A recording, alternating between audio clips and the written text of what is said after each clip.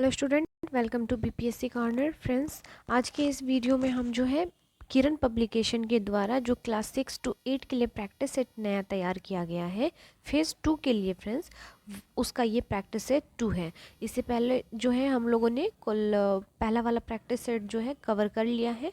और अगर आप चैनल पर नए आए हैं, नहीं देखे हैं, तो प्लीज़ आप जाकर उस प्रैक्टिस सेट को भी देख सकते हैं। और आपके लिए एक इन्फॉर्मेशन जो है निकल कर सामने आ रही है।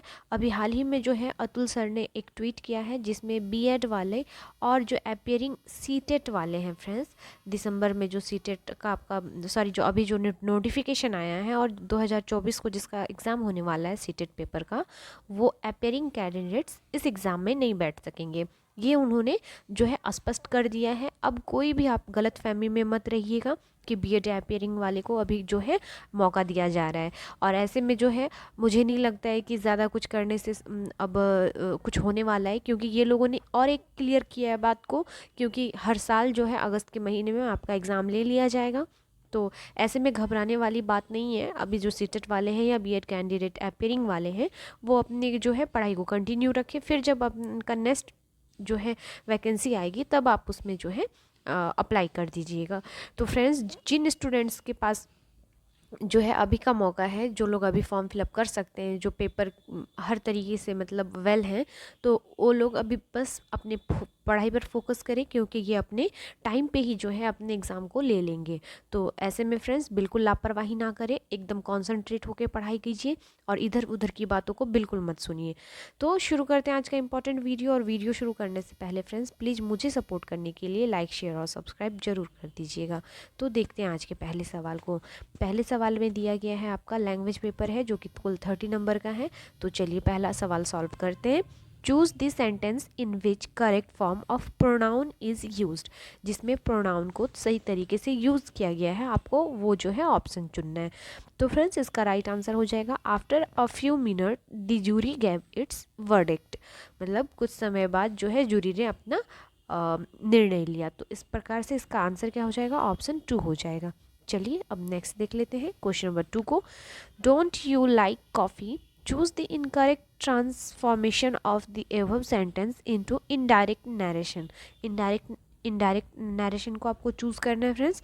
तो इसके लिए ask him weather waiter he liked coffee, sorry ask him waiter he liked coffee, option 3 हो जाएगा इसका राइट आंसर।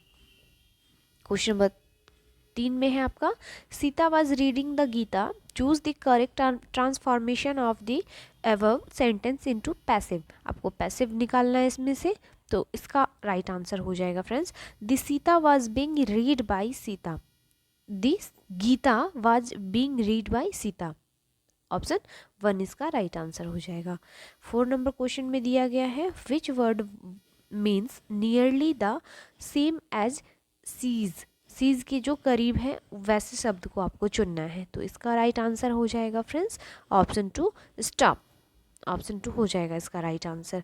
चलिए अब देख लेते हैं क्वेश्चन नंबर 5 को। What is the feminine gender of bachelor? Bachelor का फेमिनिन बताना है आपको। तो इसका राइट आंसर हो जाएगा फ्रेंड्स। और ऑप्शंस देख लेते हैं। इसका राइट आंसर हो जाएगा फेमिनिन, जो हो जाएगा इसका आपका ऑप्शन 3 स्पिंस्टर, ऑप्शन 3 हो जाएगा। चलिए नेक्स्ट देख लेते हैं क्वेश्चन नंबर 6 को। Choose the word which means the opposite of minor. Minor का आपको ऑपोजिट वर्ड चुनना है। तो इसका ऑपोजिट वर्ड हो जाएगा फ्रेंड्स मेजर, माइनर का मेजर। नेक्स्ट देख लेते हैं क्वेश्चन नंबर 7 को। Look we dash to crash. Use correct tense use करना है इसमें आपको। तो इसमें राइट जो टेंस हो जाएगा, look we are going to crash, option 2 हो जाएगा इसका राइट आंसर। चलिए नेक्स्ट देख लेते हैं क्वेश्चन नंबर 8 को। I wish I dash a better memory. Use suitable verb form. यहाँ पे क्या करना है आपको, वर्ब को डालना है जो वहाँ पे सुटेबल हो सकता है। तो इसके लिए राइट आंसर हो जाएगा I wish I had a better memory. I had यहाँ पे क्या आ जाएगा, वर्ब फॉर्म आ जाएगा आपका। चलिए फ्रेंड्स, अब हिंदी के सवालों को सॉल्व करते हैं। आपके लिए जो दिया गया है निर्देश 9 से 11 तक, नीचे दिए गद्यांश को ध्यानपूर्वक पढ़ना है और प्रत्येक 4 विकल्पों में से सही विकल्प को चुनना है फ्रेंड्स।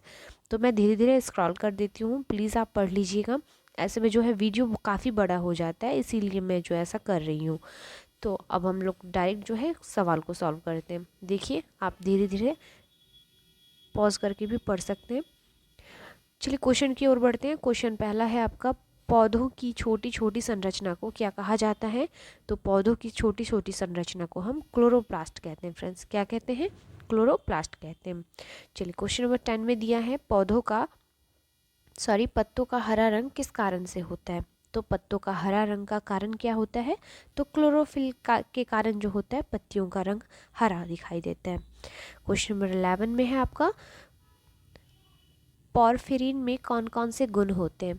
तो पॉरफिरिन में जो हो जाएंगे अम्ल और क्षार दोनों के गुण होते हैं। जो एसिड और बेस होता है इन दोनों का जो है गुण पाया जाता है। क्वेश्चन नंबर 12 में दिया है, इनमें से किताब शब्द क्या है? किताब शब्द क्या है फ्रेंड्स? तो विदेशज है। ऑप्शन क्या हो जाएगा? 2 हो जाएगा इसका राइट आंसर। याद रखिएगा फ्रेंड्स, किताब जो है एक अरबी भाषा से लिया गया है, इसलिए किताब जो है विदेशज है। याद रखिएगा, यानी विदेश से आया हुआ शब्द है। नेक्स्ट देख लेते हैं अगले सवाल को।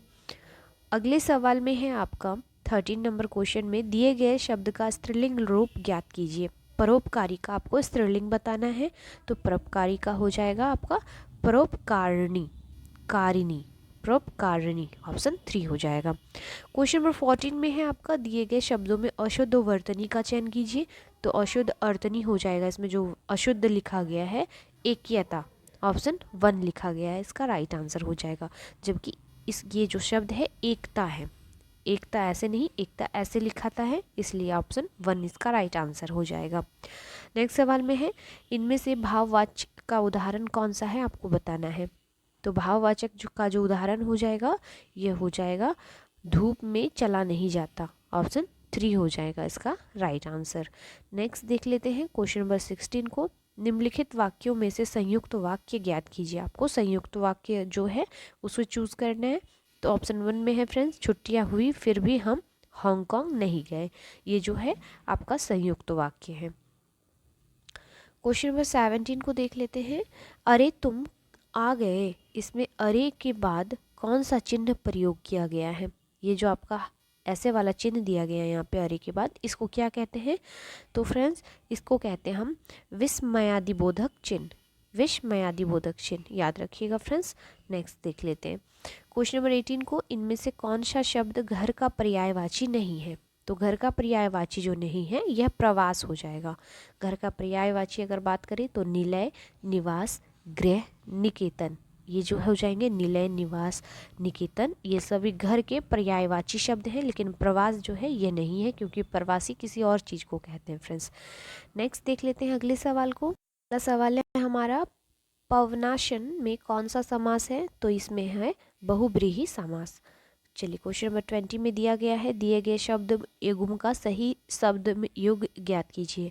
जैसे कि कली का कली है, इसी प्रकार से जो युग्म सही है आपको वह चूज करना है। तो कली युग इसका जो हो जाएगा कली का, ऑप्शन 1 में राइट दिया गया है। क्वेश्चन नंबर 21 में है आपका, जिसके पास कुछ भी ना हो, वाक्यांश के लिए इनमें से कौन सा शब्द उपयुक्त है? जिसके पास कुछ भी ना हो, तो ऐसे शब्द के लिए हम यूज करेंगे फ्रेंड्स अकिंचन, ऑप्शन 3। नेक्स्ट देख लेते हैं क्वेश्चन नंबर 22 को। निम्नलिखित में कौन सा शब्द कानन का पर्यायवाची है? तो कानन का पर्यायवाची 1 हो जाएगा फ्रेंड्स। नेक्स्ट सवाल है आपका, निम्नलिखित प्रश्न में दिए गए 4 विकल्पों में से उस विकल्प का चयन करिए जो दिए गए मुहावरे के अर्थ को सर्वश्रेष्ठ रूप से व्यक्त करता है। नाच नचाना का जो है, जो सबसे सटीक आपका ऑप्शन में आंसर दिया गया है, नाच नचाना मुहावरे का अर्थ दिया गया है, उसको चूज करना है। तो नाच नचाने का अर्थ जो हो जाएगा मनचाही करवाना, जो मन में आए वो करवाना। चलिए अब क्वेश्चन नंबर 24 को देखते हैं। एक तो करेला दूजा नीम चढ़ा, इस लोकोक्ति में का सही अर्थ क्या है आपको यह बताना है। तो फ्रेंड्स इसका जो आंसर हो जाएगा, एक बुराई पर दूसरी बुराई, एक तो करेला दूजा नीम चढ़ा, इसका आंसर हो जाएगा एक बुराई पर दूसरी बुराई। सवाल में दिया है आपका, निम्नलिखित में कौन सा शब्द उत्कर्ष का विलोम है? तो उत्कर्ष का विलोम हो जाएगा फ्रेंड्स अपकर्ष, याद रखिएगा। चलिए अब नेक्स्ट देख लेते हैं, राम संज्ञा का कौन सा प्रकार है? तो राम जो हो जाएगा यह संज्ञा का व्यक्तिवाचक संज्ञा है। याद रखिएगा राम जो है एक व्यक्तिवाचक संज्ञा का है। नेक्स्ट देख लेते हैं अगले सवाल को। क्वेश्चन नंबर 27 में है, जैसे वह आया वैसे ही चला गया, इस शब्द में अधोरेखित शब्दों का सर्वनाम का प्रकार लिखिए। तो यह प्रकार हो जाएगा संबंधवाचक सर्वनाम। क्वेश्चन नंबर 28 में है आपका, बीती विभावरी जगरी, अंबर पनघट में डूबो रही, ताराघट उषा नगारी में कौन सा अलंकार है, आपको यह बताना है। तो इसमें रूपक अलंकार है फ्रेंड्स, याद रखिएगा। चलिए नेक्स्ट देख लेते हैं क्वेश्चन नंबर 29 को। निम्नलिखित वाक्यों में से सरल वाक्य ज्ञात करना है आपको। तो ऑप्शंस देखने पर, वह व्यक्ति दूसरों को भी अपनी तरह समझता है, यह जो हो जाएगा सरल वाक्य का उदाहरण हो जाएगा। क्वेश्चन नंबर 30 में दिया है आपका, लैंग्वेज पेपर का आखिरी सवाल है, किस शब्द में अन उपसर्ग का प्रयोग नहीं हुआ है। तो किस में यूज़ नहीं हुआ है फ्रेंड्स, तो यह हो जाएगा आपका अनुगमन में, ऑप्शन थर्ड में। से शुरू होता है फ्रेंड्स भाग 2 में सामान्य अध्ययन का पेपर, जो कि 40 सवाल हैं, और फिर आपका सामाजिक विज्ञान के जो है 80 क्वेश्चंस देखने को मिलेंगे। तो फ्रेंड्स मैं इसमें से जो है मैथ को स्क्रॉल कर देती हूँ और फिर जो है क्वेश्चंस पे चलते हैं। चलिए अब देख लेते हैं हमारे पहले सवाल को। सामान्य अध्ययन का पहला सवाल है, निम्नलिखित में कौन सी ग्रंथि इंसुलिन हार्मोन का उत्पादन करती है। तो कौन सी जो है ग्रंथि करती है या हार्मोन उत्पादन करती है, का राइट आंसर हो जाएगा फ्रेंड्स ऑप्शन 3 अग्नाशय। जो पेनक्रियाज होता है, यह जो ग्रंथि है इंसुलिन हार्मोन का जो है उत्पादन करती है। नेक्स्ट देख लेते हैं क्वेश्चन नंबर 40 को। निम्नलिखित में कौन सी विद्युत चुंबकीय तरंगे हैं। तो इसमें से हो जाएगा आपका एक्स किरणें जो हो जाती हैं आपका विद्युत चुंबकीय तरंगों का उदाहरण है। चलिए 41 में दिया है, निम्नलिखित विकल्पों में कौन सी ग्रंथि मानव शरीर की एक अंतःस्रावी ग्रंथि है। तो अंतःस्रावी ग्रंथि के अंतर्गत आता है आपका पीयूष ग्रंथि, पिट्यूटरी ग्लैंड जिसे मास्टर ग्लैंड के भी नाम से भी हम जानते हैं फ्रेंड्स। इसको क्या कहा जाता है, आपका अंतःस्रावी ग्रंथि कहलाता है। नेक्स्ट देख लेते हैं क्वेश्चन नंबर 42 को। कांग्रेस ने दिसंबर 1920 में अपने डैश में आयोजित हुए अधिवेशन के दौरान असहयोग आंदोलन को अंगीकृत किया था। आपको बताना है कहाँ यह अधिवेशन हुआ था। तो यह अधिवेशन नागपुर में हुआ था, जो कि 1920 का अधिवेशन था कांग्रेस का, नागपुर का अधिवेशन, जिसमें महात्मा गांधी के नेतृत्व में असहयोग आंदोलन का एक प्रस्ताव पारित किया गया था। चलिए नेक्स्ट देख लेते हैं क्वेश्चन नंबर 43 को। निम्नलिखित में कौन सी पशु प्रजाति पश्चिमी घाटों में विशेष रूप से पाई जाती है। तो यह पाई जाती है फ्रेंड्स, उपयुक्त में से कोई नहीं होगा इसका राइट आंसर, क्योंकि नीलगिरी जो तहर है, नीलगिरी तहर को नीलगिरी आइबेक्स के नाम से भी जाना जाता है, और यह एक लुप्तप्राय जीव के रूप में जो है सूचीबद्ध किया गया है। तो आपका आंसर क्या हो जाएगा, ऑप्शन 5 हो जाएगा। नेक्स्ट देख लेते हैं क्वेश्चन नंबर 44 को। निम्नलिखित में से किस वर्ष से नई भारतीय ध्वज संहिता प्रभावी हुआ था। तो जो नई भारतीय ध्वज संहिता प्रभावी हुआ था, यह आपका 2002 से हुआ था फ्रेंड्स, याद रखिएगा। नेक्स्ट देख लेते हैं क्वेश्चन नंबर 45 को। चैत्र माह को पहला महीना मनाते हुए शक संवत पर आधारित राष्ट्रीय कैलेंडर का वर्ष से अपनाया गया था। तो किसको अपनाया गया था, कब अपनाया गया था फ्रेंड्स। तो इसका राइट आंसर क्या हो जाएगा, ऑप्शन 3 1957 में। शक युग ने जो है शक संवत जो 78 ईस्वी माना जाता है फ्रेंड्स की शुरुआत को चिन्हित किया गया, जो एक ऐतिहासिक हिंदू कैलेंडर था, जिसे 1957 के बाद में जो है भारतीय राष्ट्रीय कैलेंडर के रूप में प्रस्तुत किया गया, 1957 के रूप में। नेक्स्ट देख लेते हैं क्वेश्चन नंबर 46 को। अकबर के विचार सुलह कुल का आशय क्या था। तो सुलह कुल का जो आशय था, यह था सार्वभौमिक शांति, याद रखिएगा। नेक्स्ट देख लेते हैं, निम्नलिखित में कौन सा विकल्प असहयोग आंदोलन से संबंधित नहीं है। तो जो नहीं है फ्रेंड्स, इसमें है नमक मार्च, यानी डांडी मार्च, जिसे नमक मार्च भी कहा जाता है। यह आपके डांडी सत्याग्रह के रूप में जाना जाता है, और महात्मा गांधी के नेतृत्व में असह्य अहिंसक सविनय अवज्ञा का जो है यह एक कार्य था। नेक्स्ट देख लेते हैं क्वेश्चन नंबर 48 को। भारतीय संविधान के निम्नलिखित में से किस अनुच्छेद का भाग 20 संविधान और उसकी प्रक्रियाओं में संशोधन करने के लिए संसद की शक्तियों को संबोधित करता है। तो यह करता है फ्रेंड्स 368, अनुच्छेद 368 करता है।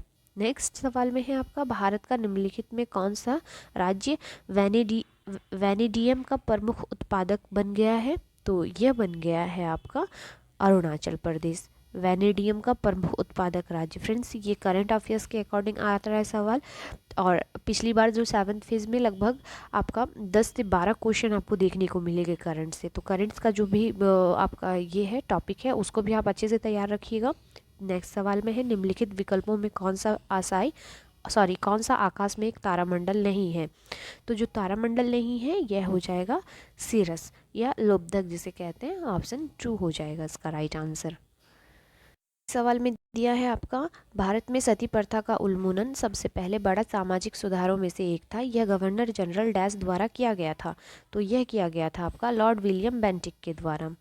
अगला सवाल है, दक्षिण पश्चिम भारत के पश्चिमी घाट पर्वत श्रृंखला में निम्नलिखित विकल्पों में कौन सा एक महत्वपूर्ण पर्वतीय दर्रा है जो नीलगिरी पहाड़ियों को उत्तर और अनामलाई पहाड़ियों को दक्षिण से जोड़ता है।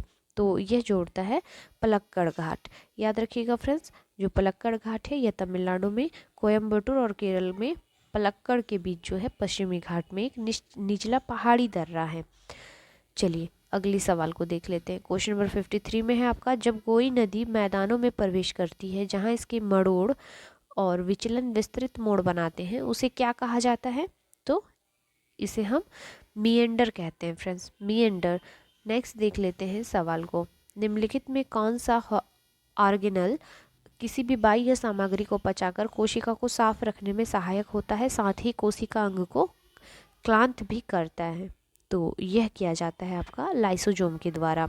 नेक्स्ट सवाल में क्या है आपका, भारतीय संविधान का निम्नलिखित कौन सा अनुच्छेद अभिव्यक्ति की स्वतंत्रता के संबंध में कुछ अधिकारों के संरक्षण की गारंटी देता है। तो यह देता है अनुच्छेद 19। याद रखिएगा फ्रेंड्स। नेक्स्ट देख लेते हैं अगले सवाल को। अगला सवाल है हमारा, सड़क किनारे छोटा मोटा काम धंधा करने वाले लोगों के लिए आवास और शहरी मामलों के मंत्रालय द्वारा प्रधानमंत्री स्वनिधि योजना किसके लिए शुरू की गई थी। तो यह योजना शुरू की गई थी फ्रेंड्स ताकि कोविड-19 लॉकडाउन के कारण अत्यधिक प्रभावित रेहड़ी पटरी वाले अपनी आजीविका गतिविधियों को फिर से शुरू कर सके। तो ऑप्शन 3 हो जाएगा इसका राइट आंसर। नेक्स्ट देख लेते हैं, निम्नलिखित में कौन सा विश्व का सबसे बड़ा ग्लेशियर है, आपको बताना है। तो सबसे बड़ा ग्लेशियर विश्व का कौन सा है, लैम्बर्ट फिशर ग्लेशियर। याद रखिएगा। नेक्स्ट देख लेते हैं क्वेश्चन नंबर 58 को, निम्नलिखित में किस अंग की व्याधियों के निदान के लिए ईईजी का परीक्षण किया जाता है। तो इसके लिए हम मस्तिष्क का जो इलाज है यह ईईजी इलेक्ट्रोएन्सेफेलोग्राम के द्वारा हम करते हैं। नेक्स्ट सवाल में दिया है, श्यामा प्रसाद मुखर्जी बंदरगाह निम्नलिखित में किस स्थान पर स्थित है। तो यह स्थित है आपका कोलकाता बंदरगाह में फ्रेंड्स। नेक्स्ट सवाल में है, निम्नलिखित में कौन सा सिडबी का सही पूर्ण रूप क्या है। तो सिडबी का पूर्ण रूप हो जाएगा आपका small industries development bank of India. Next सवाल में है आपका, फास्फोरस की परमाणुकता क्या है, आपको बताना है। तो फास्फोरस का जो परमाणुकता हो जाएगी यह आपका चतुष्परमाणविक टेट्रा एटॉमिक हो जाएगा फ्रेंड्स, टेट्रा एटॉमिक।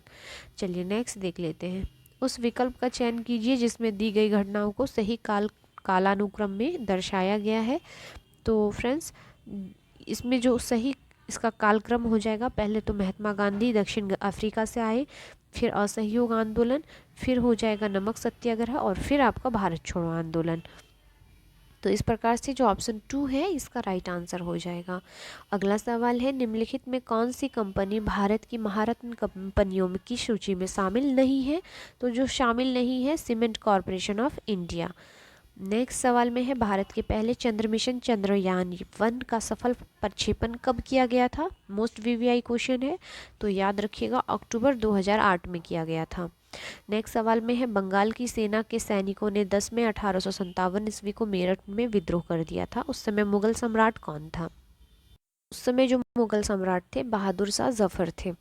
नेक्स्ट सवाल में दिया है, भारत छोड़ो आंदोलन किस वर्ष में शुरू हुआ था। तो भारत छोड़ो आंदोलन 1942 में शुरू हुआ था, 8 अगस्त 1942 को। तो आप डेट को अच्छे से याद रखिएगा फ्रेंड्स। नेक्स्ट देख लेते हैं, भारत चीन युद्ध किस वर्ष हुआ था। तो भारत चीन युद्ध जो हुआ था यह आपका 1962 को हुआ था। मोस्ट फेमस क्वेश्चन है यह। नेक्स्ट देख लेते हैं अगले सवाल को। अगला सवाल है आपका, निम्नलिखित में कौन सी नदी एक ज्वार नदमुख एस्चुरी का निर्माण करती है? ऑप्शंस देख लीजिए। तो ज्वार नद जो बनाती है नदियाँ, ये इनमें से आ जाएगा नर्मदा नदी। नेक्स्ट सवाल है आपका, श्वास नली या ट्रैकिया मानव के किस अंग तंत्र का एक भाग है? तो ट्रैकिया जो है फ्रेंड्स, यह आपका उपयुक्त में से कोई नहीं हो जाएगा, क्योंकि ट्रैकिया वह लंबी नली होती है जो स्वर यंत्र वॉइस बॉक्स को बंकराई से जोड़ती है। तो इस प्रकार से ऑप्शन 5 हो जाएगा।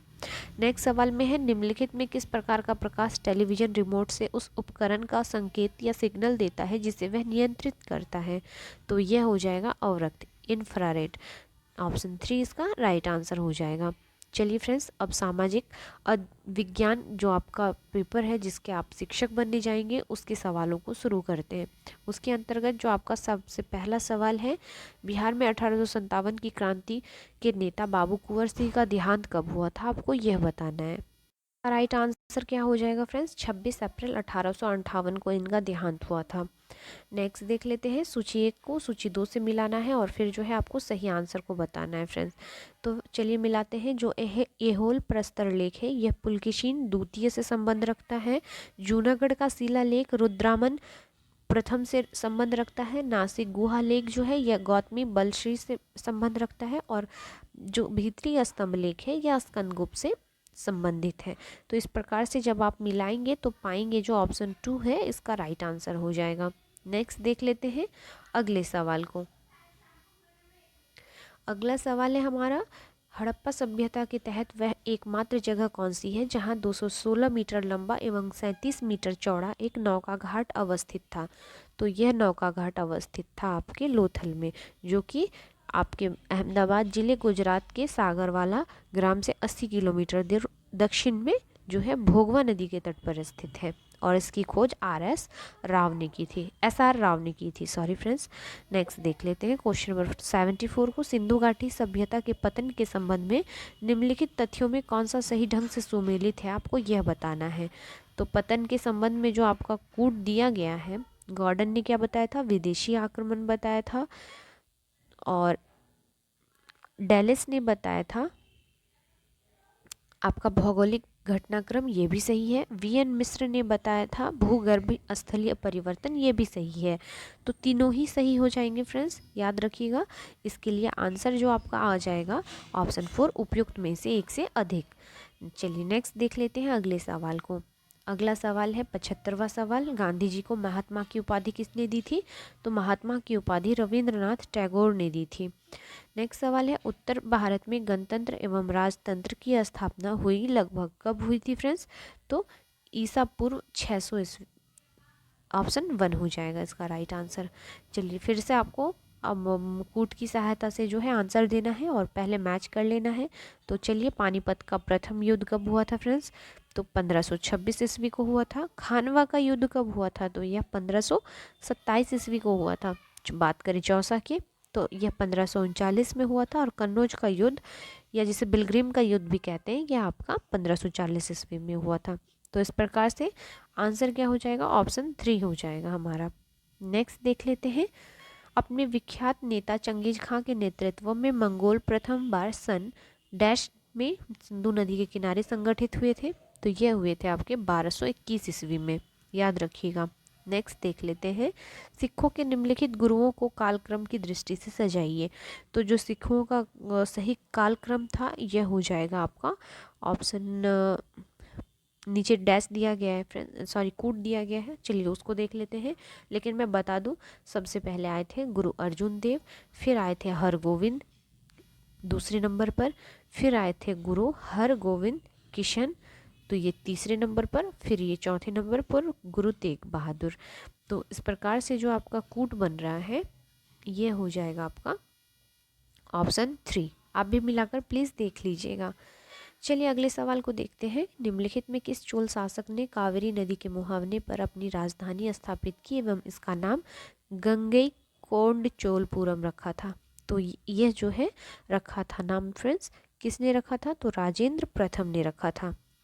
नेक्स्ट सवाल में है आपका, फिर से सूची 1 को सूची 2 से मिलाना है और फिर आपको आंसर बताना है।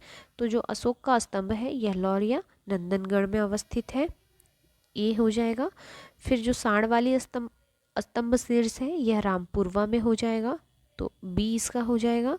जो लोमार्शी गुफा है यह आपका बराबर हिल्स में हो जाएगा, तो सी हो जाएगा। और छिद्रयुक्त स्तूप जो है यह रोपड़ पंजाब में हो जाएगा। तो इस प्रकार से जो आपका आंसर है फ्रेंड्स, आप भी मिलाकर देख सकते हैं, ऑप्शन 3 में है, 3 4 1 2। नेक्स्ट देख लेते हैं क्वेश्चन नंबर 82 को। प्राचीन पाषाण युग के निवासियों को निम्नलिखित में किस विषय का ज्ञान था? तो उन्हें ज्ञान था शिकार करने का। नेक्स्ट सवाल है, मौर्य साम्राज्य के पतन का एक संभावित कारण क्या था? मौर्य साम्राज्य के, अब आप ऑप्शंस को देखेंगे फ्रेंड्स, तो इसका जो राइट आंसर हो जाएगा, विशाल सैन्य वाहिनी के रखरखाव में होने वाले खर्च, अधिकारियों को प्राप्त वेतन, जमीन बंदोबस्त में होने वाले अर्थ व्यय की वजह से मौर्य साम्राज्य की अर्थव्यवस्था डगमगा गई। चलिए अगले सवाल को देख लेते हैं। बुर्जहोम के बारे में निम्नलिखित कथनों पर विचार कीजिए और फिर आंसर बताइए। तो फ्रेंड्स इसका जो सही कथन है यह हो जाएगा आपका ऑप्शन ए और बी, दोनों कथन सही है। तो आप देख लीजिए ए और बी जो हो जाएगा, दोनों ही कथन सही है। नेक्स्ट देख लेते हैं, निम्नलिखित में कौन भारतीय राष्ट्रीय कांग्रेस की प्रथम बैठक में उपस्थित नहीं हो सके? तो यह थे आपके सुरेंद्र नाथ बैनर्जी। क्वेश्चन नंबर 86 में है, शेरशाह के शासनकाल में काश्तकारों के अधिकार एवं दायित्व विधिवत मंजूर किए गए तथा उन्हें स्पष्ट रूप से परिभाषित किया गया, यह शामिल था। तो यह कब शामिल था फ्रेंड्स? तो यह था आपके उपयुक्त सभी में शामिल था। कबूलियत प्रथा में, पट्टा प्रथा में, सरदिस प्रथा में, इन सभी में जो है यह शामिल था। नेक्स्ट देख लेते हैं क्वेश्चन नंबर 87 को। मेघास्तनीज के संबंध में निम्नलिखित कथनों में कौन सा सही है, आपको यह बताना है। तो जब आप ऑप्शंस को पढ़ेंगे फ्रेंड्स, तो आप पाएंगे इसका जो सही कथन हो जाएगा यह ऑप्शन 4, उपयुक्त में से एक से अधिक इसका राइट आंसर हो जाएगा। नेक्स्ट सवाल है आपका, निम्नलिखित में कौन सा सातवाहन शासक सको, यवनों एवं पल्लवों के संहारकर्ता के रूप में जाना जाता है? तो यह जाने जाते हैं गौतमी पुत्र श्री सतकर्णी। नेक्स्ट सवाल में है, गुरु नानक का जन्म तलवंडी नामक स्थान पर किस वर्ष हुआ था तथा किस नदी के किनारे हुआ था? तो इसका राइट आंसर हो जाएगा फ्रेंड्स ऑप्शन 2, 1469 ईस्वी में रावी नदी के किनारे। अगला सवाल है क्वेश्चन नंबर 90 में, निम्नलिखित में किसे भारतीय कृषक का वर्ग का प्रथम आम विद्रोह कहा जा सकता है? तो यह कहा जा सकता है फ्रेंड्स बंगाल का नील विद्रोह को।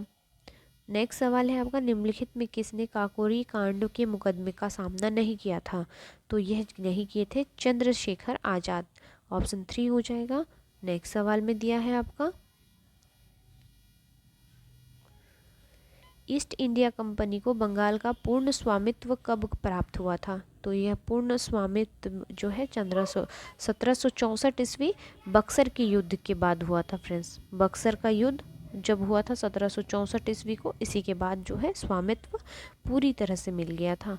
नेक्स्ट सवाल में है, असहयोग आंदोलन के दौरान किसने पटना कॉलेज छोड़ा जबकि उसकी परीक्षा के केवल 20 दिन ही बचे थे? ऐसे सवाल बीपीएससी बीटी परीक्षा में आपको बहुत देखने को मिलेगा। तो यह सवाल जयप्रकाश नारायण का है। नेक्स्ट सवाल में है, बिहार के किसानों ने किस आंदोलन में चौकीदारी कर देने से इनकार कर दिया था? तो चौकीदारी कर ना देने का ऐलान सविनय अवज्ञा आंदोलन के दौरान 12 मार्च 1930 को किया गया था।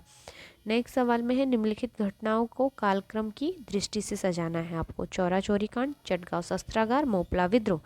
तो फ्रेंड्स आपको पता होगा जो मोपला विद्रोह था यह 1921 में केरल में हुआ था। चटगांव शस्त्रागार लूट जो है यह आपका हुआ था बंगाल में। और कब हुआ था? तो आपका 1930 को हुआ था। और जो चौरा चौरी कांड है यह हुआ था आपका 1922 ईस्वी को। तो डेट आपको पता हो गया है, आप सीरियली सजा सकते हैं। तो ऑप्शन 3 हो जाएगा इसका राइट आंसर। नेक्स्ट देख लेते हैं क्वेश्चन नंबर 96 को। अलीनगर की संधि के संबंध में निम्नलिखित कथनों पर विचार करना है, फिर आपको जो है आंसर बताना है फ्रेंड्स। तो अलीनगर के संबंध में जो कथन सत्य है यह हो जाएगा आपका ऑप्शन 2, केवल जो इसका बी कथन है वह सही है। चलिए नेक्स्ट देख लेते हैं। 19वीं शताब्दी के एक महान समाज सुधारक ईश्वरचंद विद्यासागर ने किस सामाजिक कार्य के लिए संघर्ष किया था? तो यह संघर्ष किया गया था विधवा पुनर्विवाह के लिए। नेक्स्ट सवाल है आपका 1857 के विद्रोह के परिणाम के रूप में निम्नलिखित में कौन सा परिवर्तन ब्रिटिश संसद द्वारा लाया गया? तो यह लाया गया था ब्रिटिश कैबिनेट में एक सदस्य को भारत के लिए राज्य सचिव नियुक्त किया गया था।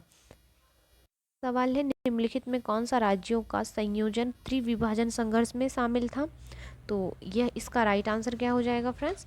इसका राइट आंसर हो जाएगा राष्ट्रकूट, पाल और गुज्जर प्रतिहार, जो त्रिविभाजन या त्रिसंघर्ष जिसको कहा जाता है। नेक्स्ट सवाल है आपका निम्नलिखित में किस ब्रिटिश संसद द्वारा महाभियोग चलाया गया था? किस पर ब्रिटिश संसद द्वारा चलाया गया था?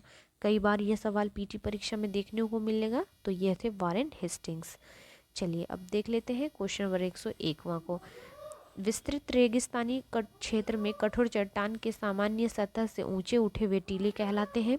तो ऐसे टीलों को हम इंसेलबर्ग कहते हैं फ्रेंड्स। बहुत अच्छी प्रैक्टिस सेट है, आप प्लीज़ ज़्यादा से ज़्यादा सॉल्व कीजिए, आपको लाभ जरूर मिलने वाला है। और फ्रेंड्स जिनके पास बुक अवेलेबल ना हो प्लीज़ आप वीडियो शेयर कर दीजिए।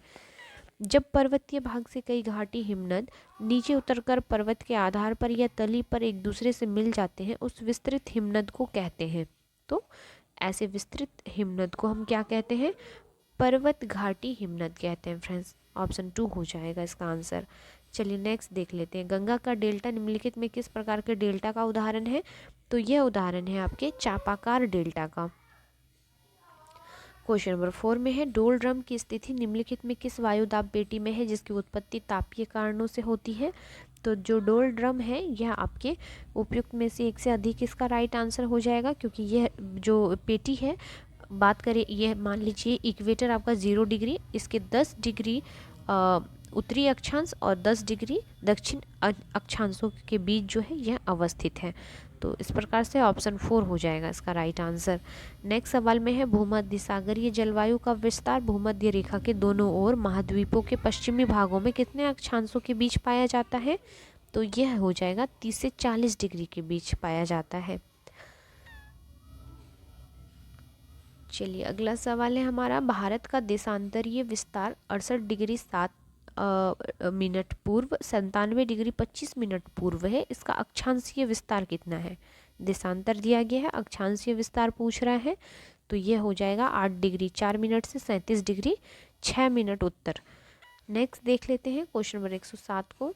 आपको जो है सूची को सूची 2 से मिलाना है, फिर आपको आंसर बताना है। तो जो कृष्णा नदी है इस पर कौन सी परियोजना है फ्रेंड्स? तो इस पर जो है नागार्जुन परियोजना है। सतलज नदी पर भाखड़ा नांगल परियोजना है। महानदी पर हीराकुंड परियोजना है और भागीरथी पर टिहरी परियोजना है। तो इस प्रकार से आंसर आपका 1 में ही दिया गया है। चलिए नेक्स्ट देख लेते हैं।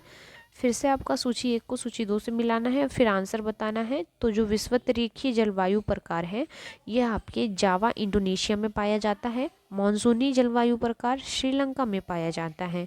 जो भूमध्य सागरीय जलवायु प्रकार है यह साइप्रस हो जाएगा इसका आंसर। और उष्ण मरुस्थलीय यह नामीबिया में हो जाएगा।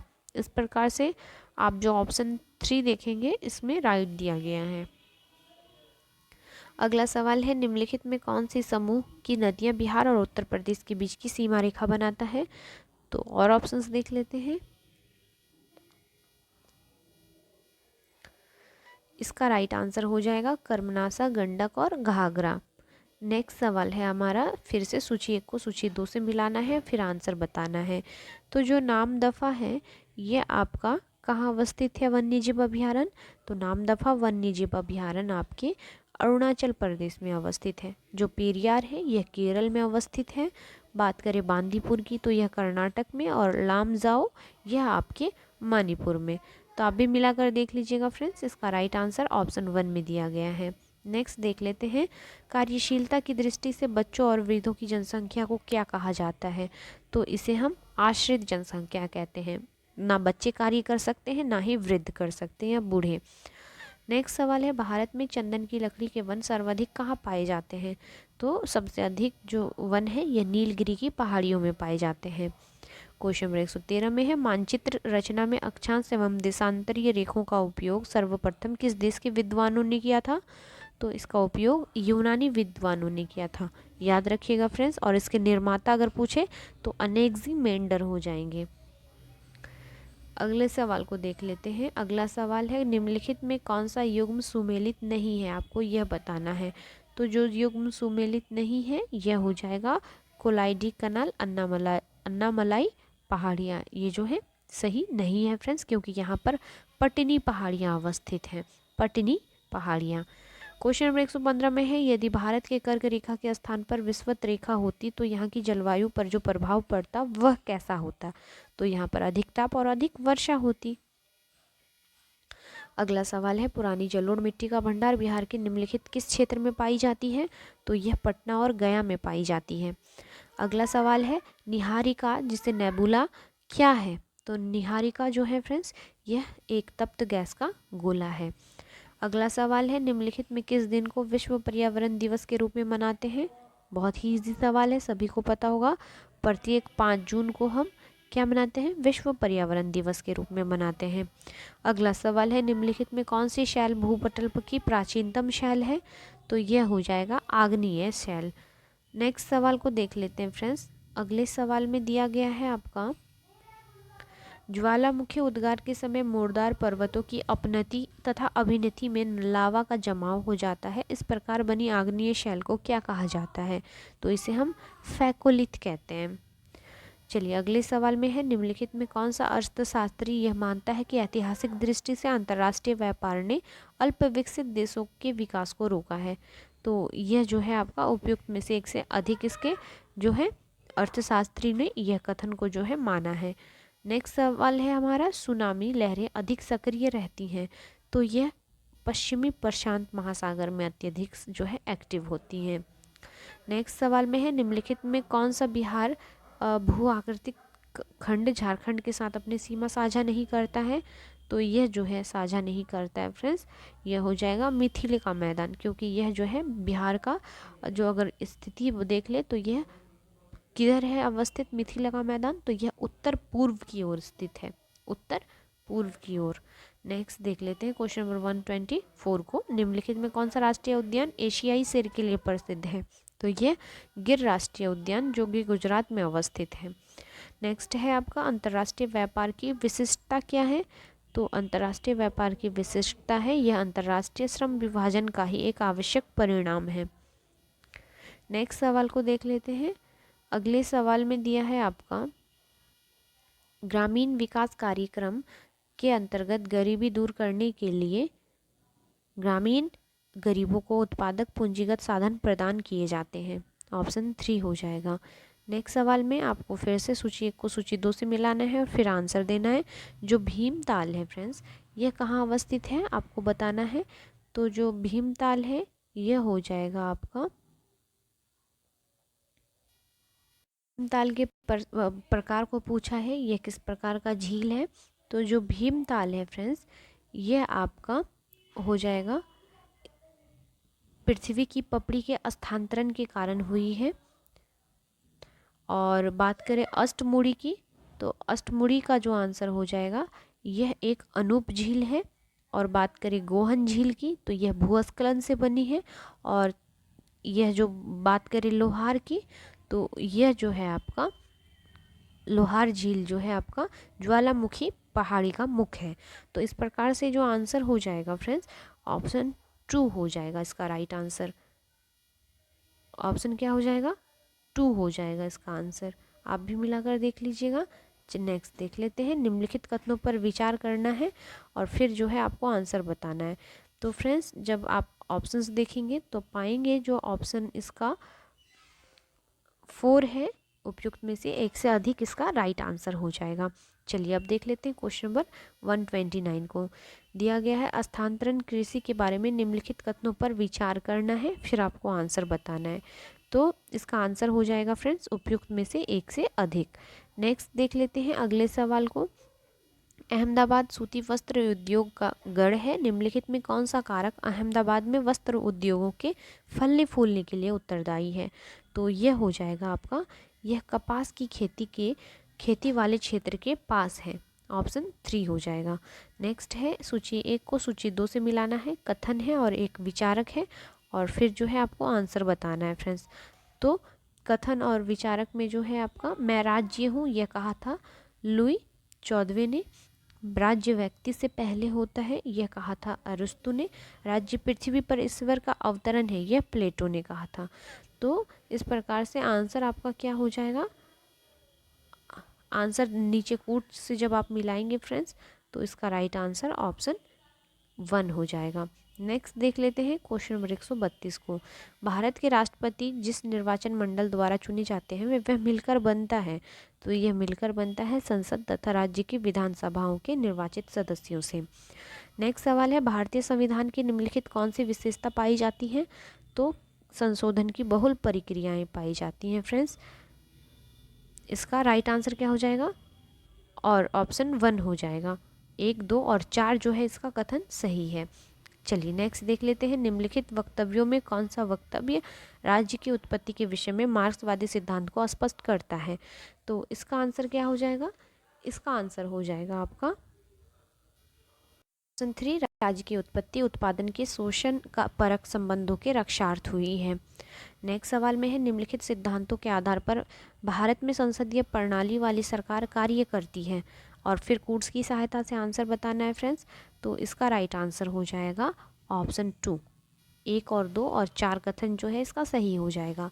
नेक्स्ट है, उदार लोकतंत्र का सबसे विशिष्ट लक्षण है कि, क्या विशिष्ट लक्षण है, तो यह सभी व्यक्तियों के मतों को समान बताता है। अगला सवाल है, सामाजिक संविदा का सिद्धांत मुख्य रूप से यह कार्य करने का प्रयत्न करता है कि राजनीतिक बाध्यता के आधार की व्याख्या करना है। नेक्स्ट सवाल है आपका, मिड डे मील योजना के बारे में कौन सा कथन सही है, आपको यह बताना है।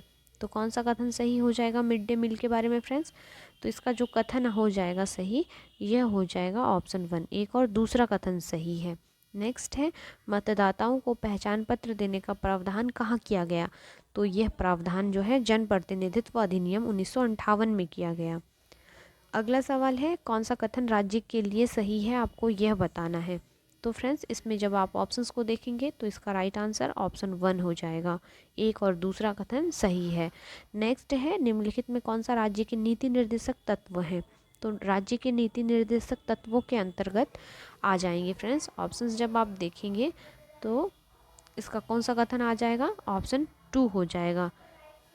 नेक्स्ट देख लेते हैं अगले सवाल को। अगला सवाल दिया गया है आपका, निम्नलिखित में कौन सा कथन संविधान में निहित मौलिक अधिकारों के संबंध में सही है, आपको यह बताना है। तो इसका जो दूसरा कथन है यह सही हो जाएगा।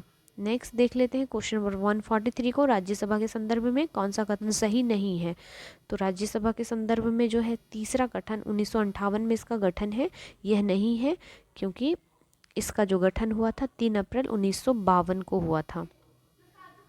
अगला सवाल है, लोकसभा के अध्यक्ष को अपना त्यागपत्र किसे संबोधित करना पड़ता है, तो यह संबोधित करना पड़ता है लोकसभा के उपाध्यक्ष को। नेक्स्ट है, जिला प्रशासन का आशय क्या है, आपको यह बताना है। तो जिला प्रशासन का आशय हो जाएगा फ्रेंड्स ऑप्शन 2 ई, केवल जिला में लोक प्रशासन। चलिए अगले सवाल को देख लेते हैं। अब अगला सवाल है हमारा, अब मीडिया को डैश के साथ निकटतीय संबंधों के कारण स्वतंत्र नहीं माना जाता है, तो किसके कारण, व्यापारिक घरानों के कारण फ्रेंड्स। नेक्स्ट है, शिक्षा का अधिकार अनुच्छेद 21 के अंतर्गत एक मौलिक अधिकार है जो जीवन का अधिकार से संबंधित है, क्योंकि इसका राइट आंसर है शिक्षा गरिमा में जीवन जीने में सहायता करती है। अगले सवाल को देख लेते हैं, भारतीय संसद की समितियों में सबसे महत्वपूर्ण कौन सी समिति है, तो यह लोक लेखा समिति है।